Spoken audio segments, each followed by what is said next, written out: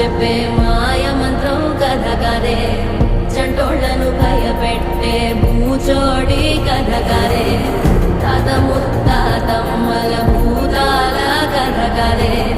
విక్రమాదిత్యుడు చెప్పిన వేదాళుడి కథ కదే, దీపము నుండి దెయ్యం వచ్చే అల్లావుద్దీన్ కథ కదే, ఇది ముడత చర్మం